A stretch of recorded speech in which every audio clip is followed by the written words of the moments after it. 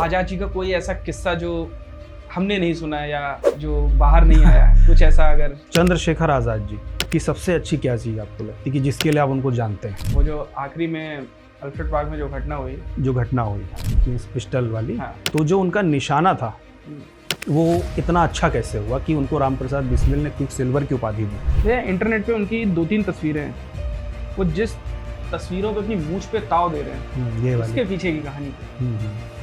दीवार खड़ी करवाने के बाद वो जो प्लेट्स थी वो उसके पीछे ही उन्होंने छुपा के दीवार खड़ी कर दी ताकि उनके घर में भी किसी को ना पता चले या पुलिस की रेड पड़े तो तस्वीरें किसी को मिले।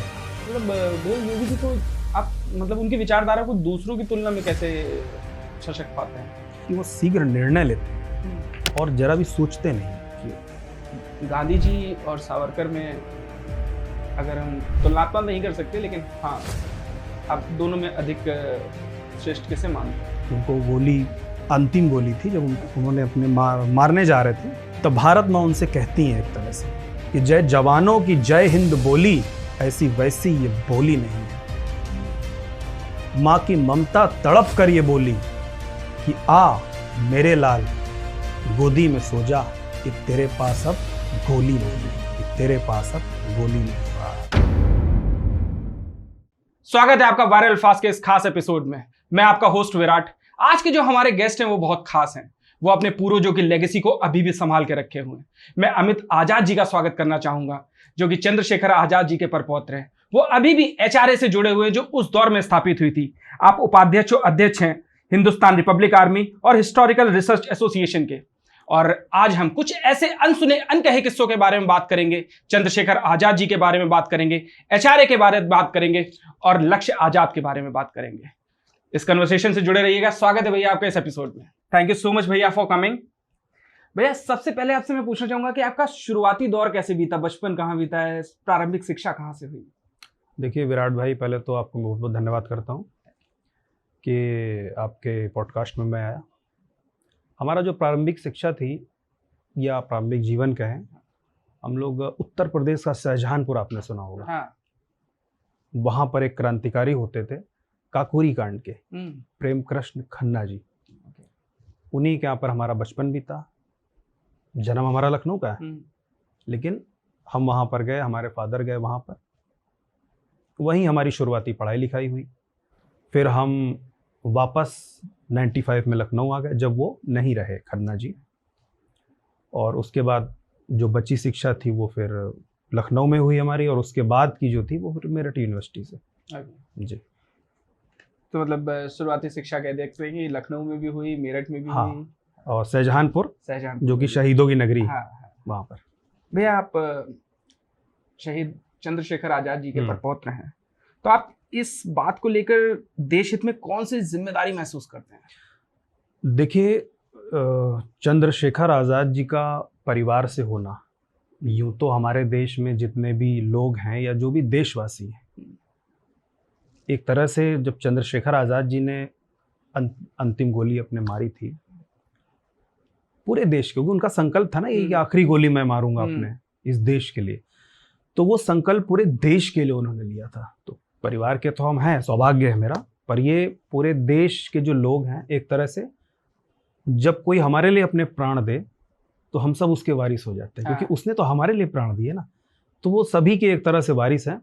लेकिन जो आपका सवाल है, परिवार के होने के नाते मेरा ये दायित्व भी है और मेरा प्रथम कर्तव्य एक धर्म भी है, क्योंकि लोग उस तरह से सोचते हैं कि ये उनके परिवार से हैं। तो जो भी मुझे सर्वप्रथम नज़र आता है, देश भर में यात्रा कर करके, हमारे स्कूलों में जा कर के, हमारे विद्यालयों में जा कर के, हमारे कॉलेजों में जा कर के, जो सोचा था, अकेले आज़ाद जी नहीं, जो भगत सिंह ने भी सोचा था, जो चंद्रशेखर आज़ाद जी ने भी सोचा था, बिस्मिल साहब ने भी सोचा था, वही सपना मैं सोचता हूँ कि मैं, चूँकि उनका नाम तो बहुत बड़ा है, दिया सूरज को दिखाना होगा अगर हम उनके नाम को कहूँ कि मैं रोशन कर रहा हूँ, ऐसा नहीं, बट हाँ, उनकी जो भी सोच थी, उनका जो मंतव्य था कि आगे हमारा देश क्या होगा, कोशिश करता हूँ कि मैं बना पाऊँ। अपना अंतिम उद्देश्य यही है, जैसा कि आपने सवाल किया कि आप क्या किस तरह से सोचते हैं, तो तो उन्हीं की उसी राह पर चल के समूचे देश में जा जा करके एक अवेयरनेस करना मेरा काम है। भैया देश प्रेम की किस्सा चंद्रशेखर आजाद, मतलब देश प्रेम के लिए जो प्रेम है, जज्बा है, वो चंद्रशेखर आजाद जी से तो मिलता है, उनके अलावा और आपको किससे मिलता है? देखिए, आज़ाद जी से तो मिलता है, और उनके अलावा अगर आप कहो तो जिन लोगों ने ये संस्कृति आज़ाद जी तक पहुंचाई, हमारे महाराणा प्रताप, हमारे छत्रपति शिवाजी, रानी लक्ष्मीबाई और चंद्रशेखर आज़ाद जी, उसके अलावा भी जो अन्य क्रांतिकारी हैं, तो इन सब लोगों से देश प्रेम का जज्बा मिलता है। और हर एक, मैं बताता हूँ ना, हमारा जो भारत है वो अपने आप में बड़ा ही अद्भुत प्रतिभा रखता है। मैं ऐसी ऐसी जगह पर जाता हूँ, ऐसे ऐसे लोगों से मिलता हूँ, हर एक में एक टैलेंट है, हर एक में एक हुनर है।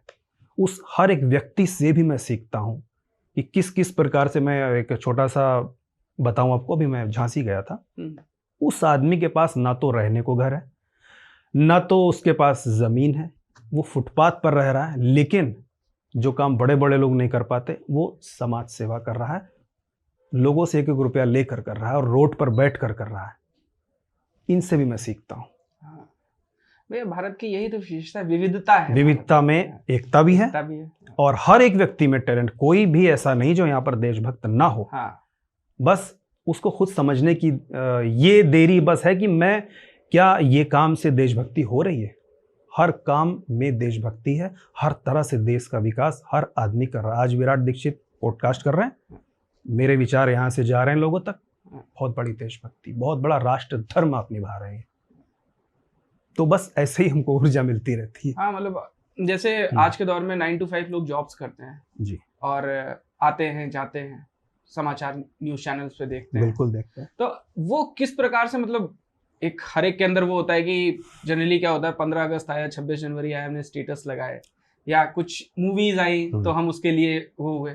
लेकिन अगर एक सामान्य व्यक्ति के हिसाब से देखा जाए तो वो क्या कर सकता है कि मतलब जिससे अगर वो देशभक्ति को जुड़ना चाह रहा है या समाज के लिए कोई कार्य करना चाह रहा है, तो भिन्न भिन्न बहुत सारे एनजीओज हैं, बहुत कुछ है, आप किसी प्रकार से सैटरडे संडेज को समय निकाल के वहां पे जा सकते हैं, किसी गरीब को या अनपढ़ बच्चे जो हैं या भूखों को खाना खिला, किसी प्रकार से भी देश सेवा हो सकती है। किसी प्रकार से देश सेवा हो सकती है। और दूसरी बात ये कि हर व्यक्ति ये समझे कि 15 अगस्त को ही एक दिन नहीं होता देशभक्ति का, साल भर देशभक्ति आप कर सकते हो, साल भर उस राष्ट्र धर्म को आप निभा सकते हो, और देश का प्रत्येक व्यक्ति निभा सकता है। हमारे राष्ट्रपति भवन में बैठी आदरणीय महामहिम राष्ट्रपति जी जितनी शिद्दत से इस देश की सेवा कर रही हैं, उतनी ही शिद्दत से शायद उस रोड पर जो रिक्शा खींचने वाला वो भी जो काम कर रहा है वो भी देशभक्ति है एक तरह से। तो हम सब लोग कहीं ना कहीं अगर जोड़ें, पर जोड़ने की देर है ना, हम समझते हैं तो जॉब कर रहे हैं, इसको करो खत्म, पूरी शिद्दत से करें, जो भी कर रहे हैं वही सच्ची देश सेवा है। ये बात भी बिल्कुल सही है। अगर आप किसी चीज को चाहें तो आप कर सकते हैं, समय निकाल सकते हैं। ये मैं हूँ, एक प्रत्यक्ष उदाहरण हूँ। हाँ। ये 200 करोड़ का प्रोजेक्ट अभी वर्तमान में कर रहा हूँ मैं, मेरे पास कुछ नहीं, लेकिन जब मैं चाहता हूँ ये मैं करूँ, तो जो भारत माता है या जो भी परम शक्ति है मेरा सहयोग कर रही है, इस देश की मिट्टी मेरा सहयोग कर रही है, और हम इसको कर रहे हैं। ऐसे होता है, जब हम लगेंगे तो भारत माँ अपने आप आपको आगे बढ़ाएंगे। चंद्रशेखर आजाद जी के पास क्या था? एक टूटी हुई झोपड़ी जो आज बदरका में, अब तो खैर बन गई, तब नहीं थी। उनके पिताजी के पास क्या था? बिस्मिल साहब जी के पास क्या था? ये लगे, इन्हें जो दिखा, जो हमारा कर्तव्य है प्रथम हमको ये करना है, इनके सामने जो था, ठीक उसी तरह आज हमको सोचना चाहिए हमारे सामने क्या है, वही हमको करना, जो हमें दिखे वही हमारा प्रथम कर्तव्य, क्योंकि वो उसने हमें दिया है। हम जो चाहते हैं वो हमारी सोच है, लेकिन जो ऊपर वाला चाहता है, यदि हम वो करने लगे तो निश्चित रूप से देश का कल्याण होगा, हमारा भी होगा, कुलवंश जाति का होगा। जज्बा रखना चाहिए, जज्बा होना चाहिए। जी भैया, ये लक्ष्य आजाद क्या है, इसके विषय में थोड़ा सा बताइए। हाँ, अवश्य बताऊंगा मैं। जैसा कि आपने सुना लक्ष्य आजाद, इसमें आजाद नाम आगे लगा हुआ है। तो आजाद मतलब क्रांतिकारी हुतात्मा चंद्रशेखर आजाद जी से जुड़ी हुई चीज। लखनऊ के उत्तर प्रदेश के लखनऊ में हम एक स्मारक बना रहे हैं।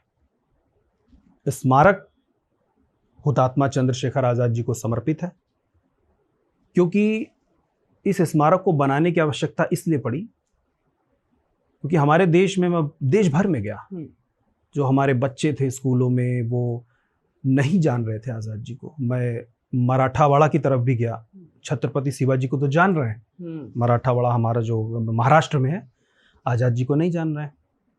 इधर आ रहा हूँ तो आज़ाद जी को जान रहे हैं, शिवाजी को नहीं जान रहे हैं। तो इस दायरे को ख़त्म करने के लिए, और चूंकि परिवार से हूँ, वो जैसे मेरा दायित्व, प्रत्येक भारतवासी का दायित्व को मैंने जोड़ा इसमें। मैं अभी वहाँ पर आ रहा हूँ, मेरा भी दायित्व है इसको बनाने के लिए। पूरे देश के जो लोग हैं, मैं सबके पास जाकर पूरे देश में, क्योंकि जो लक्ष्य आज़ाद है ये हमारा करीब 200 करोड़ रुपए का प्रोजेक्ट है। आज़ाद जी की 151 फीट ऊंची प्रतिमा, कांस्य की, ब्रॉन्ज की, हम वहाँ पर खड़ी कर रहे हैं। और उसके आसपास कई एकड़ में जितने भी हमारे वो महाराणा प्रताप जी से लेकर के और आज तक के शहीद हैं, देशभक्त हैं, शूरवीर हैं, सबका परिचय उसमें है। स्मारक आज़ाद जी को समर्पित है।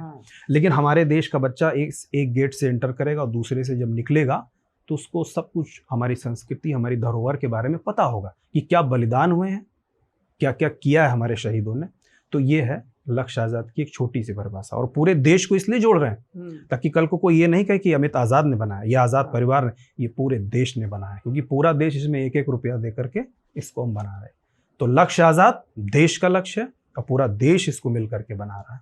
ये है लक्ष्य आज़ाद। ये चीज़ तो भैया बहुत अच्छी लगी मुझे। मतलब ये जो सारे, जैसे आपने बताया कि उत्तर में है तो पश्चिम में लोग नहीं जान रहे हैं, पश्चिम में है तो पूरब में लोग नहीं जान रहे हैं। अगर आपने सबको एक जगह इकट्ठा कर दिया तो कम से कम जो व्यक्ति आएगा उसको पता चलेगा कि पूरी जो जिन्होंने हमारे देश के लिए बलिदान दिया है भिन्न भिन्न जगहों पे, आपने बोला शिवाजी के यहाँ आज़ाद को, चंद्रशेखर आज़ाद को नहीं जाना जा रहा है, तो वहाँ पे ये बहुत बढ़िया पहल है। नहीं, ये बहुत बढ़िया है। और आज आपके यहाँ मैं रिकॉर्ड भी ये बात कर रहा हूँ कि जब ये बनकर तैयार होगा तो जो भी दर्शक इसको सुन रहे हैं यहाँ से, वो इस बात को फिर से इसको सुनेंगे कि यहाँ पर अमित आज़ाद ने और विराट जी के बीच में कुछ बात हुई थी कि हाँ सही बोला था उन्होंने। तो बहुत अच्छी बात है, आपके जरिए से सब तक ये बात भी पहुंच रही है और सबको, और ये बहुत अच्छी चीज, मतलब इस तरह की प्रतिमा होगी। ये जो आप देख रहे हैं, ये मास्टर रुद्र नारायण सिंह जी के घर पे खींचा गया चित्र था और जिसका ये मूर्ति है। पूरा ब्रॉन्ज की इसी तरह की मिलेगी आपको। बाकी इसमें सब विवरण दिया है, वो तो आप अपने उस पर चला ही देंगे। ये भैया प्रोजेक्ट कितने समय से आपके दिमाग में था? मतलब क्योंकि ये एक बहुत लंबी समय बाद इसको हम लोग पटल पे उतार पाए हैं। जी, ये प्रोजेक्ट हमारे दिमाग में 2017 से था। 17 से इस पर हमने कुछ करने का सोचा था और करेंगे, क्योंकि बड़े बड़े लीडरों की मूर्ति लगी देश में, लेकिन जो वास्तविक लीडर थे, जो सबसे पहले नेता थे, उनकी जो, जिनको सिराज कहा जाता था, जिनको बलराज कहा जाता था, उनकी प्रतिमा कब लगेगी? जो सबके दिल में है, जो 5 इयर्स वाले नहीं है, 5 साल वाले नहीं है, और हर एक व्यक्ति के हृदय में है चंद्रशेखर आजाद। उनके लिए हम क्या कर सकते हैं, तो वो उसके लिए हमने इसको करा शुरू। भैया आजाद जी का परिवार जो था वो मध्य प्रदेश में रहता था जी, और पहले उन्नाव में भी रहा है शायद। तो वैसे भी मध्य प्रदेश से भवारा गांव क्यों चले गए? और आजाद जी का जन्म स्थान को लेकर काफी विवाद है, यूपी है या फिर मध्य प्रदेश जन्म स्थान में कोई कंफ्यूजन है? मैं बताता हूँ, थोड़ा सा समय सिरे से बता दूं। बिल्कुल, आप सिरे से बताइए, समय अपना है, मंच अपना है। क्योंकि कुछ चीज समझाएं तो सबको समझ में आनी चाहिए। और विवाद नहीं है, विवाद हो जाता है, विवाद बनाए जाते हैं, विवाद होते कभी नहीं है। आप भी कानपुर के ही हैं। कानपुर के पास में एक भौती गांव है, रनिया से पहले। तो भौती जो है, वहां पर एक पंडित टीकाराम तिवारी हुए। कई आसपास के गांव के वो पंडित होते थे, प्रकांड ब्राह्मण। आप आजाद जी ब्राह्मण थे, ये आप जानते ही हैं। वहां पर उनके उसी भौती गांव में राम भरोसे तिवारी और सीताराम तिवारी, 2 लड़के जन्म लेते हैं। सीताराम तिवारी जी, ये सन 1800 की बात चल रही है, अभी 1900 भी नहीं है। सीताराम तिवारी जी का विवाह होता है कहाँ पर? बदरका में, जो आपने नाम लिया अभी। बदरका में वो आते हैं। दादी जगरानी देवी वहीं की थी। उसके पहले भी उनकी 2 पत्नियां थीं, वो नहीं रही थी, या एक फिर वो वापस नहीं आई थी, गोविंदा देवी। और गोविंदा देवी थी और एक और थी, उनका नाम मुझे भी नहीं याद आ रहा। फिर दादी जगरानी देवी। तो उनसे फिर जब ये आ गए वहाँ पर बदरका में, वहाँ पर विवाह करके वहीं रहे सीताराम तिवारी जी। और वहीं पर चंद्रशेखर आज़ाद जी के भाई थे सुखदेव, बदरका में ही जन्म हुआ।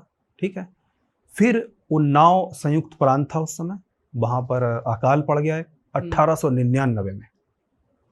ये इनके एक रिश्तेदार वहाँ रहते थे, हजारी प्रसाद द्विवेदी, ये वहाँ चले गए। फिर उसी 1899 में छोड़ दिया इन्होंने उत्तर प्रदेश और उन्नाव, चले गए भावरा, झाबुआ जिला, भावरा ग्राम में रहने लगे। तो इस तरह से ये वहाँ गए और फिर वहीं पर चंद्रशेखर आज़ाद जी का जन्म हुआ।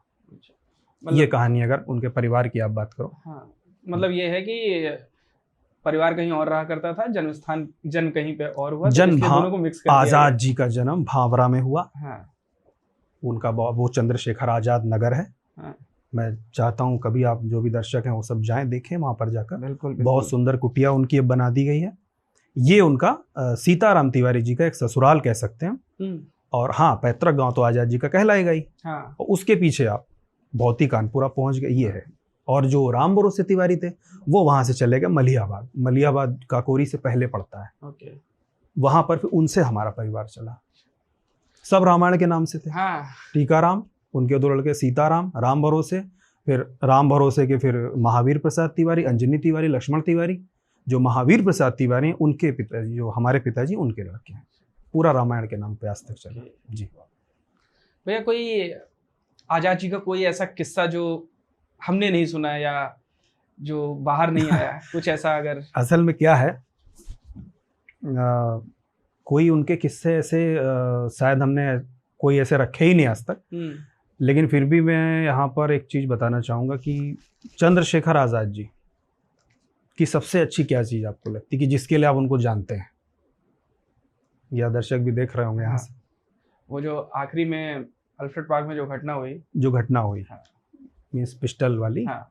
तो जो उनका निशाना था वो इतना अच्छा कैसे हुआ कि उनको राम प्रसाद बिस्मिल ने क्विक सिल्वर की उपाधि दी?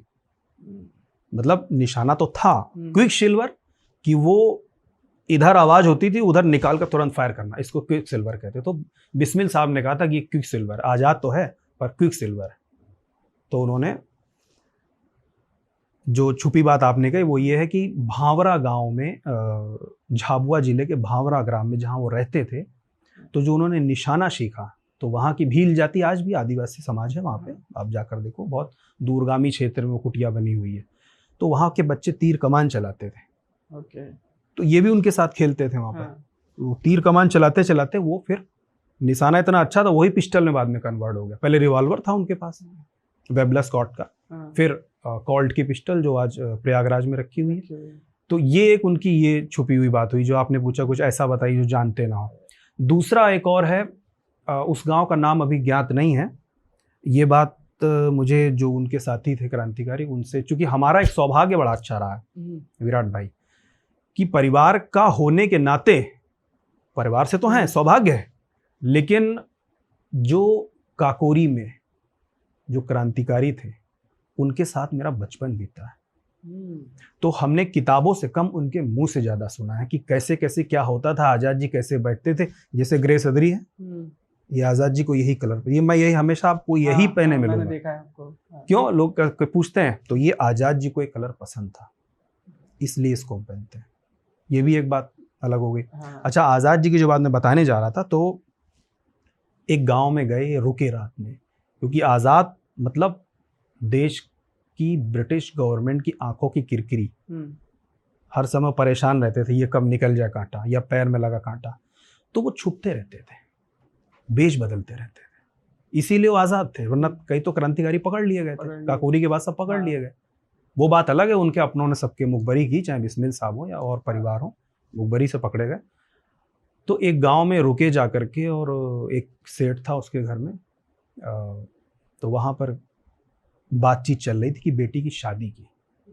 तो आज़ाद जी को पनाह दी उन्होंने, वो रुके हुए सो रहे थे, तो सुनते रहे, सोते सोते बातचीत चल रही थी। वो माँ अपनी बेटी से कह रही थी कि पैसे रुपए है नहीं, तेरी शादी तय हो गई है, कैसे, हम क्या करेंगे। तो आज़ाद जी उठे और उनके पास कुछ पैसे थे जो संगठन को चलाने के लिए थे, वो उन्होंने उनके पिता को बुलाया, उनको दिए, और नाम भी पूछा, उन्होंने नाम नहीं बताया, वो चुपचाप वहाँ से चले गए। ये थे चंद्रशेखर आज़ाद। दूसरा एक बताता हूँ, ये तो खैर कई जगह लोगों को पता भी है, उनके एक रिश्तेदार पहुंचते हैं कटरा प्रयागराज में और कहते हैं कि तुम्हारे जो माता पिता हैं वो भूख से वहाँ पर परेशान है और तुम यहाँ पर देशभक्ति की राह पकड़ के बैठे हो। तो आज़ाद जी ने अपने अंगोछा, चूँकि अंगोछा बांधते थे, उसमें से पिस्टल निकाला और 2 बार उसको क्लिक करा तो ऊपर से 2 कार्टेज गिर गई। उन्होंने कहा ये उठा लीजिए, मैं अपने माता पिता को यही दे सकता हूँ, ये दोनों उनके काम आएंगी। तो ये थे हमारे चंद्रशेखर आज़ाद जी, जो आपने पूछा। 2 चीज़ मैंने 2-3 बताई। बड़ा ही गर्व का विषय है। हम तो जितना बात करें इन पर पूरे ग्रंथ लिखे जा सकते हैं इनके ऊपर। मैं तो मतलब सुनते सुनते ही निशब्द हो जाता हूँ कि हाँ भैया, इंटरनेट पे उनकी 2-3 तस्वीरें हैं, वो जिस तस्वीरों पे अपनी मूंछ पे ताव दे रहे हैं, ये वाली, उसके पीछे की कहानी क्या है? मैं इसको दिखाते हुए बताता हूँ। ये जो चित्र है, मैंने आपको बताया था अभी कि ये जब मास्टर रुद्र नारायण की खींची गई थी, मैंने बोला था अभी बीच में। अब आप इसमें देखो, ये है तो मूर्ति, पर ये ओरिजिनल की ही प्रतिरूप लिया गया वहां से। इसमें ये लुंगी नहीं पहने, धोती नहीं बांधे हुए, पूरा तहमत पहने यहाँ तक। ठीक है, तहमत का मतलब जब कोई नहा कर निकलता है तो उसको लपेट लेता है पूरा। ठीक है, मास्टर साहब ने ली, तस्वीर थी, जब ली गई और उसके बाद क्या होता था, पहले प्लेट होती थी, निगेटिव नहीं होते थे, वो प्लेट वहीं रह गई और आज़ाद जी वहाँ से चले गए। जब आज़ाद जी चले गए तब उनको ये लगा कि वहाँ पर मेरी तस्वीर है और हमारी आज़ादी को खतरा है उससे। तो उन्होंने सदाशिवराव मलकापुरकर जी को वहाँ पर भेजा कि मास्टर साहब, उनके मित्र थे सदाशिवराव मलकापुरकर, भेजा कि वहाँ पर आप जाओ और जाने के बाद मेरी जो तस्वीर वहाँ पर है उनको आप ख़त्म कर दो, जाके मास्टर साहब से कह देना ख़त्म कर दें। तो सदाशिवराव और भगवान दास माहौर ये दोनों पहुँचे झांसी, और झांसी में जाने के बाद उनसे कहा कि आज़ाद जी ने ऐसा ऐसा कहा है। तो मास्टर साहब ने कहा अगर ऐसा ही होता तो मैं वो चित्र खींचता क्यों। तो उन्होंने कहा देखिए, उनका आदेश हुआ है पंडित जी का और चित्र तो आपको मिटाने पड़ेंगे। उन्होंने कहा ठीक है। उन्होंने जिस लिए आदेश करा है आप उनसे कहा तो हमने चित्र तोड़ दिए, और उन्होंने जिस डर से आदेश करा है वो डर भी मैं ख़त्म कर देता हूँ। उन्होंने शीघ्र ही अपने परिवार को गाँव भेजा मास्टर साहब ने, और जो प्लेट थी अपने एक दीवार है, उसके दीवार के बगल में एक दीवार खड़ी करवाई। दीवार खड़ी करवाने के बाद वो जो प्लेट्स थी वो उसके पीछे ही उन्होंने छुपा के दीवार खड़ी कर दी, ताकि उनके घर में भी किसी को ना पता चले या पुलिस की रेड पड़े तो तस्वीरें किसी को मिले ना। बहुत बाद में जब ये सब हो गया तब वो दीवार तोड़ी गई, तब वो प्लेट्स पीछे से निकले, तब वो तस्वीरें हमारे पास आई। तो ये उन तस्वीरों को हम तक पहुंची कैसे, ये किस्सा है उन तस्वीरों का। इंटरेस्टिंग। ये हर एक मोड़ पर सबने बलिदान दिए हैं, हर एक ने सहा है। काकोरी के बाद जब फरार हुए सब लोग, तो आप चले गए झांसी। झांसी यानी कि मास्टर रुद्र नारायण सिंह के घर पे। अब मास्टर रुद्र नारायण सिंह कौन है? मास्टर रुद्र नारायण सिंह वो व्यक्ति थे जिनके यहाँ सभी क्रांतिकारी पनाह लेते थे, और उस समय के जो भी झांसी में सुन रहे होंगे इसको समझ जाएंगे, उस समय के बड़े चित्रकार, बड़े मूर्तिकार और एक ही कैमरामैन उस समय उस पूरे प्रांत में था, वो था मास्टर साहब के पास। अरे उनकी बनाई मूर्तियां आज भी झांसी में लगी हैं। झांसी की रानी लक्ष्मीबाई की मूर्ति वहीं कॉलेज में लगी हुई है, अगर कोई जाके देख सकता है। तो आज़ाद जी रुके वहाँ, कुछ दिन रुके, तो एक दिन जब वो निकले, वो घर भी है वहाँ पर आज भी, सौभाग्य मैं जाता हूँ उस जगह पर घर है वैसे ही है। तो बाथरूम से निकले और निकल कर खड़े हुए, तब तक मास्टर साहब ने कहा कि आज़ाद एक चित्र हो जाए आज, तुम्हारा बलिष्ठ शरीर, बड़े थे उनसे, मास्टर साहब बड़े थे, तो मना करने लगे। तो तब तक उन्होंने अपनी धर्म पत्नी से कह दिया कि देखो तुम बोलो, तो उन्होंने मना किया। भाभी माँ कहते थे कि भाभी माँ ये मत करवाओ क्योंकि ये हमको जो है आज़ाद नहीं रहने देगा ज़्यादा दिन, तो लेकिन वो नहीं माने। उन्होंने कहा एक चित्र होना चाहिए। तो ठीक है। तब बाथरूम के बाहर खड़े होके तब पिस्टल उनका वहीं रखा, उस फोटो में भी, फोटो में आपको दूंगा वो, उस फोटो में भी पिस्टल रखा हुआ है वहाँ पर, और वो खड़े हैं, वो बाथरूम पर तहमद ही लपेटा इन्होंने, और फिर कहा तुम लो मास्टर साहब, लिया इन्होंने, फिर उन्होंने ताव दिया। तो वो जो ताव वाली थी वही फिर पूरे में चल गई उनकी तस्वीर, आज भी वो हर जगह चलती है। उस तस्वीर को तो देख के भैया अलग ही एक हमारे अंदर वो तो गर्व है हमारे कुल का, हमारे देश का, जिस वंश में वो जन्मे उसका गर्व है वो। तो वो तस्वीर वहां पर खींची है जो आपने तस्वीर का पूछा। दूसरी तस्वीर उन्हीं के घर पे, इधर कई लोगों ने देखा भी होगा, इधर एक महिला बैठी है, 2 बच्चे खड़े हुए हैं और आज़ाद जी बैठे हैं। तो वो कुछ लोग ये भी कह देते हैं वो आज़ाद जी का परिवार, पर ऐसा नहीं, वो मास्टर साहब का परिवार है और इधर उनकी धर्मपत्नी है, इधर आज़ाद जी बैठे हैं। तो वो भी एक चित्र उन्होंने लिया था।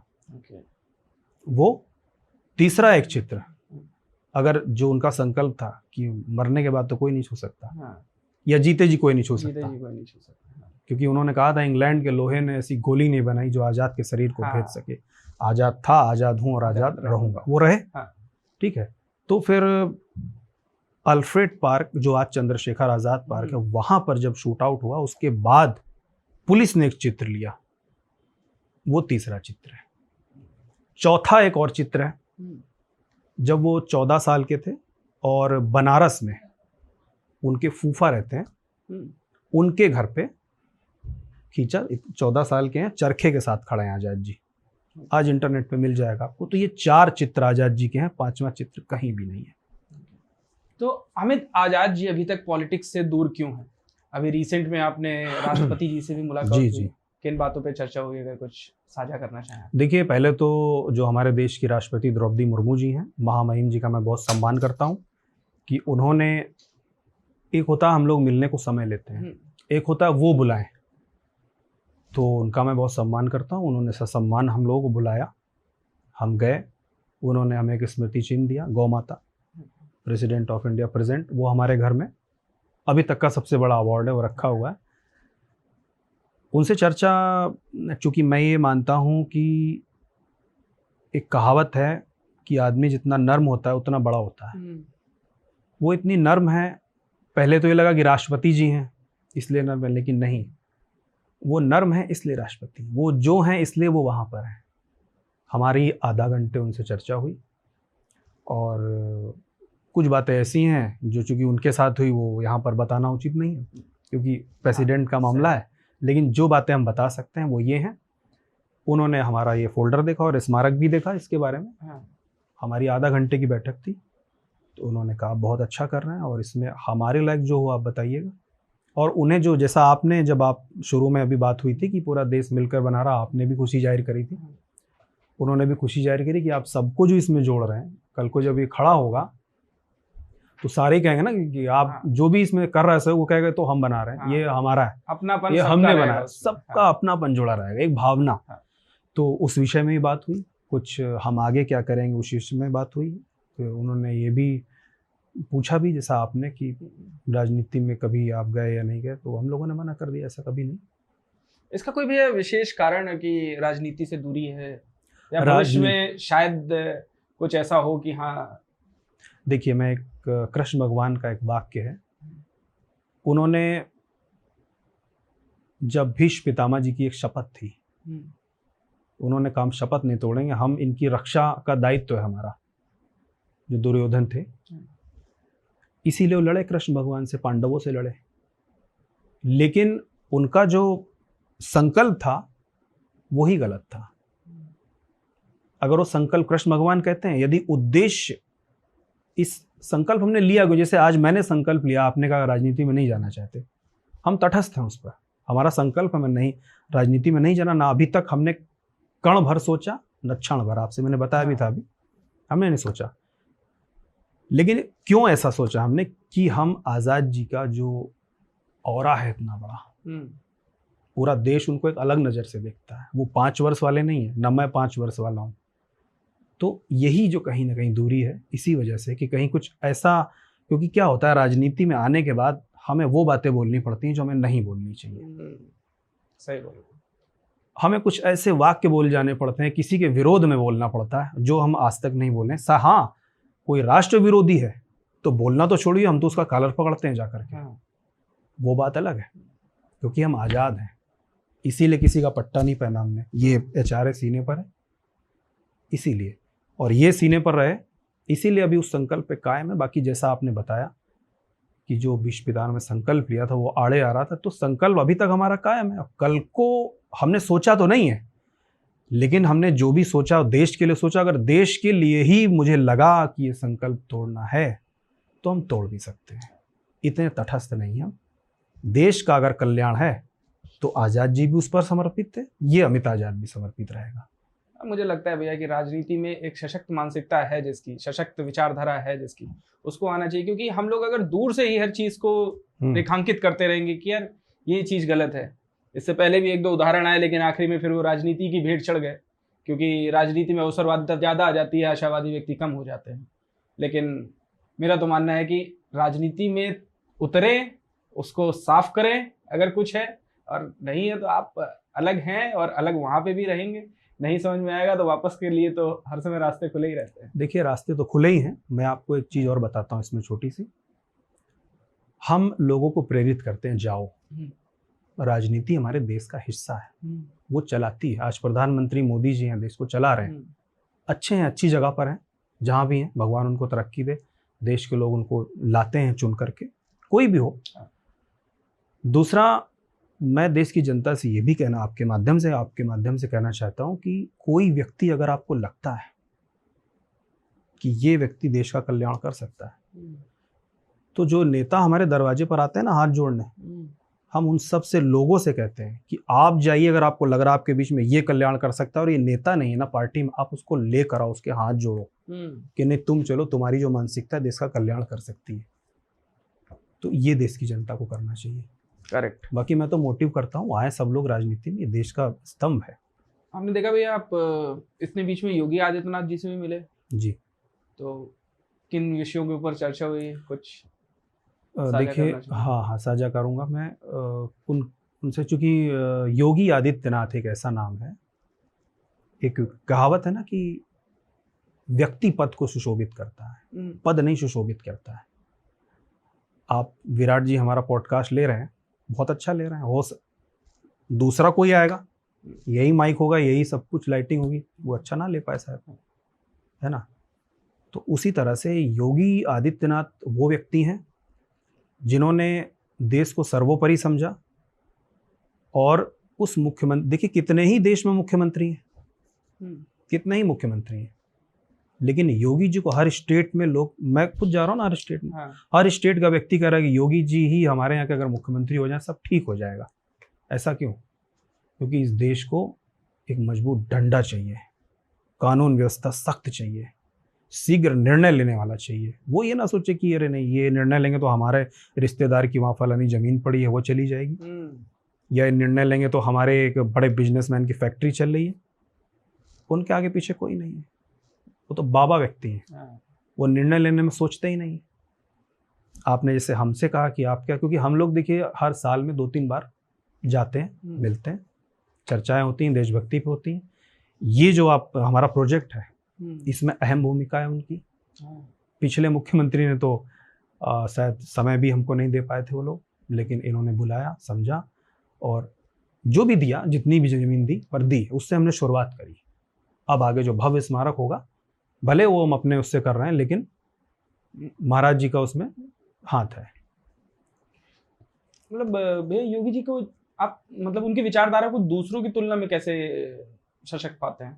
दूसरों की तुलना में मैंने कहा ना सशक्त इसलिए पाते हैं कि वो शीघ्र निर्णय लेते हैं और जरा भी सोचते नहीं। कि मैंने आपसे अभी कहा कि कोई किसी का रिश्तेदार होता है, किसी का कोई बिजनेसमैन कहीं बैठा होता है जिसके आगे पीछे कोई नहीं है। एक हमारे देश को चलाने के लिए यही लोग, कुछ लोग कहते हैं कि इनके तो आगे पीछे बच्चे भी नहीं हैं, बीवी भी नहीं है, क्या जाने क्या होता है देश। अरे यही तो जानेंगे यार, चाणक्य जैसे ही लोग तो जानेंगे देश क्या होता है। यही तो चाहिए हमको, जिनके आगे पीछे कोई नहीं। जिनके आगे पीछे हैं वो भी चीफ मिनिस्टर रहे हैं, वो तो हमको समय नहीं देते थे। हमको छोड़िए, बहुत सारे उनके मुद्दे हैं, फिर ये बोलूंगा तो राजनीति हो जाएगी। एक्चुअली क्या है, कभी कभी राजनीति में रहते हुए भी राजनीति से हट के सोचना चाहिए, हट के सोचना चाहिए। आपको मैं बता दूं, जिनके लिए हम पॉडकास्ट कर रहे हैं, चंद्रशेखर आजाद जी के लिए, कि उनके नाम को भी जो पीछे वाले हैं पाए, तो अगर उनको लगे हमारे वोट बैंक आ रहे हैं तो उनको भी आतंकवादी बोलने में हिचकिचाते नहीं वो लोग। आपको पता होगा मायावती की सरकार में क्या वो स्कूल का उद्घाटन करने गई थी, वहां पर हुआ था। बिल्कुल। ये उनके ही शब्द हैं। और कुछ और भी मुख्यमंत्री रहे हैं जो कि कभी भी बिकने के लिए तैयार हैं। योगी आदित्यनाथ को कोई खरीद नहीं सकता। यही चीज उनको विशेष बनाती है। यही विशेष बनाती है। मतलब मैं तो देखिए ना मैं भाजपा में हूँ, ना हाँ। मैं किसी पार्टी में हूँ, मैं आज़ाद हूँ। हाँ। बेबाक बोलता हूँ, ना किसी से डरता हूँ मैं। जो और दूसरी सत्य है चीज भी है, आपके जिसको आप पसंद करते हो आप खुल के पसंद, मतलब देखिए, जरूरी नहीं है कि आप राजनीतिक विचारधारा को मानो तभी किसी व्यक्ति विशेष को मानोगे। हाँ, व्यक्ति विशेष को आप उसे as a person, as a personality उसकी आपको लाइक कर सकते हो। मैं व्यक्ति विशेष ही कह रहा हूँ। जैसे हाँ। मैंने अभी बात करी ना, पद नहीं बड़ा होता, व्यक्ति हाँ। बड़ा होता है। हाँ, करेक्ट। आज एचआरए है सपोज, हाँ। मैं इसको देख रहा हूँ, तो मेरी जैसी विचारधारा होगी वैसी एचआरए होगी, जैसा मैं चलाऊंगा। आज वो व्यक्ति मुख्यमंत्री के रूप में बैठे हुए हैं पर योगी आदित्यनाथ, तो यूपी का मुख्यमंत्री फेमस है हर जगह। पहले भी मुख्यमंत्री कई राज्यों में है, वो तो नहीं फेमस है, कुछ के नाम भी नहीं जानते, लेकिन बच्चा बच्चा योगी का नाम जानता है कि यहाँ पर योगी होते हैं। कि अक्सर आप देखते हो कि व्हाट्सएप में ये न्यूज़ योगी तक पहुंचा दो किसी भी तरह, और किसी को तो नहीं कहता कि फलाने वहाँ के मुख्यमंत्री को पहुंचा दो। तो ये योगी जी को अलग करता है, और मेरी शुभकामना भी उनको हमेशा इससे रहेगी। पहले मैंने कभी ये नहीं सुना था कि सीएम पोर्टल पे शिकायत दर्ज कर दो, लेकिन अब मैं सुनता हूँ कि सीएम पोर्टल पे अगर शिकायत हाँ। चली भी जाए तो लोग बस उससे ही कह देते हैं कि अरे नहीं, सीएम पोर्टल तक नहीं जाए, हाँ। नहीं तो पता नहीं गलती से क्या हो जाए। भैया, अल्फ्रेड पार्क को वर्तमान समय में, अल्फ्रेड पार्क गया, चंद्रशेखर आजाद पार्क अब हो जी, गया। Chandrashekhar Azad park, Alfred park था पहले, वहां पे मैं गया। वहां मॉडर्न डेज में जैसे कपल्स को देखा मैंने, और भी अन्य गतिविधियां होते हुए देखी। वो मुझे देख के बड़ा कष्ट हुआ कि चंद्रशेखर आजाद पार्क में इस तरीके का आपने इस तरीके का कुछ वहां पे नोटिस किया? हाँ, नहीं, बिल्कुल हमने भी देखा जो आप कह रहे हैं, हम भी गए थे और कई बार देखा, एक बार दो नहीं। इसीलिए वहाँ पर टिकट लगाया गया कि टिकट लगने से क्या होता है, एक तो वहाँ की सुंदरता बढ़ती है। हाँ। बगल में ही संग्रहालय, खैर उसका टिकट अलग है, इसका भी लगाया गया। यही कारण थे जो टिकट लगाया गया। कुछ लोग उस पार्क का टिकट हटाने के लिए विरोध भी कर रहे हैं। तो मुझे भी कहा कि आप आजाद जी वो टिकट हटवाइए किसी तरह। तो मुझे वो बात ध्यान में आई जो अभी विराट जी ने मुझे बताई कि लोग ऐसे बैठते हैं वहाँ, कपल जाकर कुछ हरकतें इस तरह की करते हैं। क्योंकि देखिए, वो एक जगह नहीं है, वो कोई पार्क नहीं है। ये यहाँ से मैं बोल रहा हूँ आपके चैनल से कि जो भी लोग सुन रहे हैं, वो एक जगह नहीं है, वो कोई पार्क नहीं है, वो स्थान नहीं है। वो प्रयागराज में वो जगह है ही नहीं है, मानो आप। हाँ। जैसे किसी आप जगह देखे होंगे, किसी शहर में एयरफोर्स के स्टेशन होते हैं, प्लेन होते हैं, कैंट एरिया में, वहाँ लिखा होता है ये इस शहर की जगह नहीं है, इससे दूर रहिए, आपको देखते ही गोली मार दी जाएगी। उस तरह से जो वो जगह है वो प्रयागराज में है, सौभाग्य है वहाँ का, लेकिन उसका कनेक्शन बहुत ऊपर से है, उसका कनेक्शन पवित्रता से है। बिल्कुल। तो वो चीज़ें मैंने भी वहाँ देखी। और जो लोग मुझे टिकट हटाने कर, मैं किसी तरह उनकी बात मना तो नहीं करता हूँ, मैंने कहा मैं देखूंगा, लेकिन उस बात को मैं टाल जाता हूँ कि वो टिकट अगर हट गया ना तो उससे ज़्यादा और भी लोग अंदर जाएंगे। हालांकि वहाँ पर बोर्ड लगा हुआ है कि यहाँ पर कोई सभा नहीं कर सकते, यहाँ पर कोई रैली नहीं कर सकते, ठीक है। क्योंकि जिस जगह पर देखिए, चाहे ये हो या भगत सिंह जी का जो जहाँ फांसी हुई, वो तो खैर वहाँ पाकिस्तान में है, जहाँ बिस्मिल साहब को गोरखपुर में फांसी हुई, ये सब जगह पुण्य तीर्थ है हमारे, ये जगह नहीं है। तो यहाँ से मैं यही आग्रह आपके पॉडकास्ट से करना चाहूँगा कि जो भी लोग वहाँ पर इस तरह करते हैं वो वहाँ से दूर रहें। आप जाएं, श्रद्धा से पुष्प अर्पित करें। बिल्कुल। उस पार्क में एक वाइब्रेशन है, आप कभी जाना।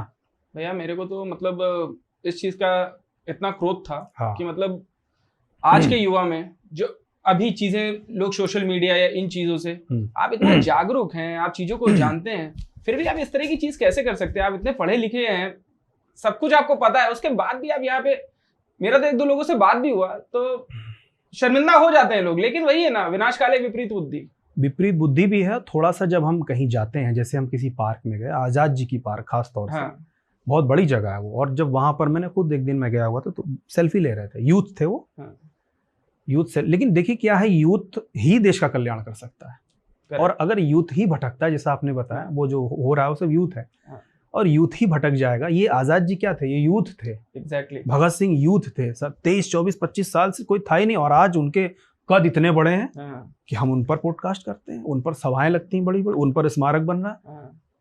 और ये भी वही यूथ है जिसके लिए हम यहाँ से सदाग्रह कर रहे हैं कि आप ये तो मत करो। मैं खड़ा था और 2-3 बच्चे सेल्फी ले रहे थे, 16, 17, 18, 19, 20 साल के। तो मैंने वैसे ही पूछ लिया, तो मैं था उस दिन पार्क में, उनकी जयंती थी। मैंने कहा इनका जन्म बताइए जरा कब हुआ था। उनको नहीं पता था। हमने कहा अच्छा चलिए ये बताइए शहादत कब प्राप्त हुआ, बलिदान कब हुआ। वो तो पता नहीं सर हमको। तो मेरे साथी ने बताया, जानते हो कौन है? कि उनके परिवार से पौत्र हैं उनके। तो वो लोग कहने लगे अरे, हमने कहा देखो ऐसी जगह पर आते हो तो इनके बारे में जानकारी भी रखो। ये सेल्फी लेने वाली चीज नहीं है, हाँ। ये हमारा गौरव है। इनका हमने कर्ज लिया है। देख क्या है, कर्जदार अगर हम किसी के हैं, उसका कर्ज तो उतार सकते हैं, पर इन्होंने जो कर्ज दिया है हम लोग जिंदगी भर नहीं उतार कभी पाएंगे। नहीं। भैया उस पार्क में जाइए आप एक मन में आपके एक चित्र बनता है कि 300-400 लोग होंगे यहाँ पे, हाँ, एक व्यक्ति अकेला होगा हम्म, वहां पे। आप इसको मतलब सोच के ही भावुकता आ जाती है अंदर भावुकता से आती है। कि वो एकदम एग्जैक्ट जगह है, वो जहाँ पर प्रतिमा लगी है ना, हाँ। उसी जगह पर बैठे हो, तो सामने से नॉट मतलब मेरी तो देखिए भैया बात करते करते मेरे मतलब आप गूज़बम्प्स देख सकते हो कि मैं मेरे को मतलब उस चीज से वो है कि यही तो है, कहते हैं ना उबाल आ जाना खून में। हाँ। यही होना चाहिए सब में कि उनका नाम सुन के। तो वहां पे जाने के बाद तो ऐसा लगता है कि यार क्या हुआ होगा उस वक्त, क्या स्थिति रही होगी। मैं तो मतलब वहां पे आप भी गए होगे, आपको भी मैं तो हर से कहता हूँ एक बार जाओगे वहां पे आपको पता चलेगा, उस चीज को फील तो करो, वहां की वाइब अलग है।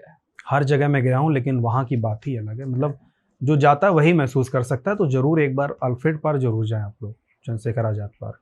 भैया ऐसे एक मन में प्रश्न आया कि गांधी जी और सावरकर में अगर हम तुलनात्मक नहीं कर सकते, लेकिन हाँ आप दोनों में अधिक श्रेष्ठ किसे मानते हैं? देखिए दोनों में अधिक, हम जहाँ से आते हैं शूट एंड फाइट वाले लोग हैं, तो जाहिर सी बात है हमें सावरकर पसंद होंगे। क्योंकि जिस व्यक्ति को खाने के लिए भी पहले सेल्युलर जेल में तेल पेरना पड़े, कई घंटे, तो उससे जो तेल निकले उससे उसको खाना मिले, किस लिए जेल में थे वो? इस देश के लिए, इसकी अखंडता के लिए। कोई चोरी नहीं करी थी, कोई डाका नहीं डाला था, वो जेल थी। जेल गांधी जी भी गए थे, गांधी जी भी गए थे, लेकिन उनकी जेल अलग होती थी। उनको पुस्तकें होती थी, उनको साहित्य होता था लिखने को। उन्होंने लड़ाई लड़ी अपने ढंग से कि हम ठीक है, आप प्लीज देश छोड़ दीजिए। लेकिन ये लोग जो थे, छोड़ दो नहीं तो तुम्हारी खैर नहीं। तो जो खैर नहीं कहने वाले, हम तो उनके साथी हैं। वो कितनी छोटी सी मतलब जगह थी जहाँ पे सावरकर जी को जी रहे। मतलब सोच के ये लगता है कि उस दौर में कितनी प्रताड़ना दी गई थी।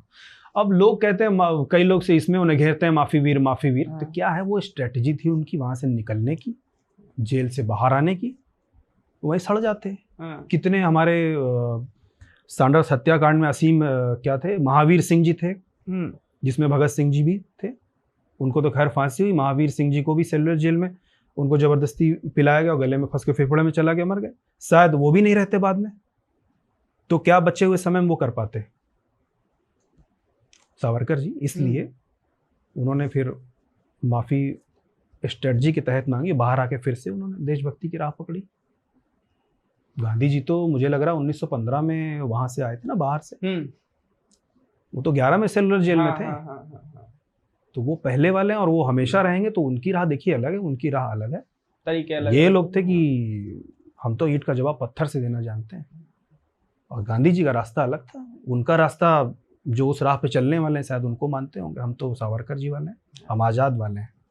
भैया अभी मोदी जी भी आजाद पार्क गए थे अभी, तो काफी पहले की बात। आपकी कभी मुलाकात है उनसे? मेरी 2014 में हुई थी। अच्छा, 2014 में 2014 में हुई थी, इसी रामलीला मैदान में, दिल्ली के। हाँ, हमारे पूज्य बाबा रामदेव जी थे, आचार्य बालकृष्ण भी थे, और मोदी जी भी थे। हमारे पिताजी से मिले, फिर हमसे मिले, और उनकी एक बात आज भी याद है, नरेंद्र मोदी जी की। हम मिले और उन्होंने मेरा हाथ पकड़ा। वो वीडियो भी अक्सर लोग उसमें पूछते हैं ये बोल क्या रहे हैं आपसे, तो मैं यहाँ पे बताता हूँ क्या बोल रहे हैं। उन्होंने हाथ पकड़ा और जो हाथ मिला के होता ना कि चलो हटा लो अभी, तो वो पकड़े रहे थे। उन्होंने कहा बहुत बड़ी जिम्मेदारी है देश की आपके ऊपर। तो मैंने कहा जी बिल्कुल, हम इसको अवश्य निभाएंगे, बेस्ट ऑफ लक। वो दिन और आज का दिन है। खैर हम तो उसके पहले से ही लगे हुए, हमारे पिताजी, हमारा परिवार, लेकिन उस दिन से एक अलग ऊर्जा मिली थी। वो तो इसी रामलीला मैदान का, जैसे आपने कहा मिले कि नहीं, तभी मिले थे। उसके बाद मिलना नहीं हुआ, बस कभी कभी दूर से देखना है, सभाओं में जाना, ऐसा हुआ। भैया आजाद जी का एक घटना का जिक्र आता है, वो वहाँ के बुजुर्ग से मैंने सुना था, कानपुर की, कि उन्होंने एक ब्रिटिश अफसर को वहाँ पे ही कुछ, इस विषय में आपको पता है कि कानपुर के निकट की कोई घटना जहाँ पे उन्होंने किसी ब्रिटिश अफसर को मारा था? देखिए ऐसा है कि उदंतियाँ तो बहुत हैं, और हो सकता हुआ भी हो, मैं इसमें इनकार नहीं कर सकता। जो हो आप कह रहे हैं हुआ हो, पर मेरी जानकारी में नहीं है। मेरी जानकारी में होता या मैंने सुना भी होता परिवार या उनके साथियों के माध्यम से, ना हमारे पिताजी ने कभी ऐसा बताया। तो हो सकता हम लोग की नॉलेज में हुआ हो, पर ऐसा अभी लगता नहीं मुझको। ये भैया आपके लक्ष्य आजाद को लेकर मैंने बहुत सारे सेलिब्रिटीज के साथ भी देखा, अक्षय कुमार जी के साथ भी देखा, बाबा रामदेव के साथ भी देखा। तो मतलब किस तरीके का व्यवहार रहता है उनका इस पर्टिकुलर सोच के लिए लेके? देखिए, पर्टिकुलर सोच के लिए जब मैं मिलता हूँ इन लोगों से, ये देश के वरिष्ठ लोग हैं, देश इनको जानता है और मानता भी है, देश इनको जानता और मानता भी है। लेकिन उससे पहले ये जानते हैं कि मैं उनके परिवार से हूँ। तो वो जो एक उस समय जो चर्चा होती है, तो उनके भी भाव, जैसे आपका भी रोंगटा खड़ा हुआ था, तो उनके भी भाव अलग हो जाते हैं जब हमसे मिलते हैं वो। और बड़ी ही मैं बताऊंगा, अक्षय कुमार जी हो गए, बहुत अच्छी तरह से मिले थे और अभियान में भी उनका भी सहयोग है। अच्छा। अभी शायद कुछ दिनों में उनका भी एक इसके लिए वीडियो आने वाला है।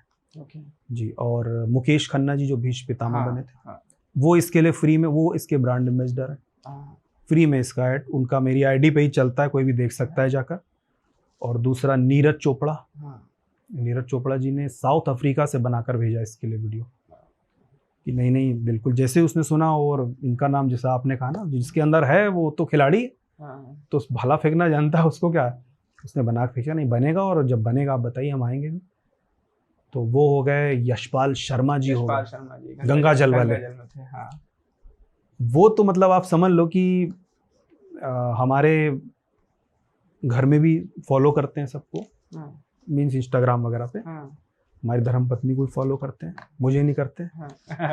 और घर भी आना जाना जब आते हैं, चूंकि उनका वैसे किरदार विलन वगैरह का रहता है, अभी उन्होंने उनको मतलब हरियाणा में उन्होंने दादा लक्ष्मी फिल्म बनाई, उसके लिए उन्हें पुरस्कृत भी किया गया है, होना भी चाहिए। तो ये हो गए, और राजपाल यादव जी हो गए, वो भी इसमें उनका फुल सपोर्ट है।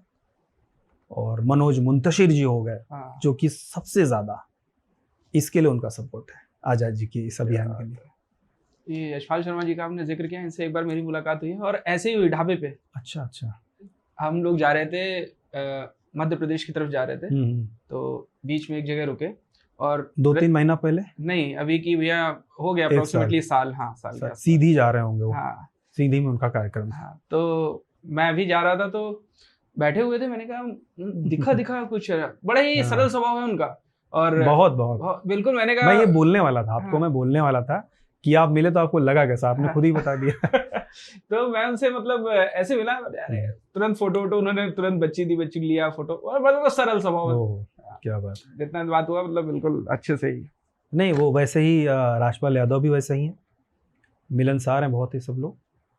भैया एक बार जेएनयू भी गए थे, और वहां जाके स्टूडेंट आज़ादी के नारे लगा रहे थे, तो आपके साथ भगत सिंह जी वो थे, पुत्र थे। तो इसके पीछे की कहानी क्या है?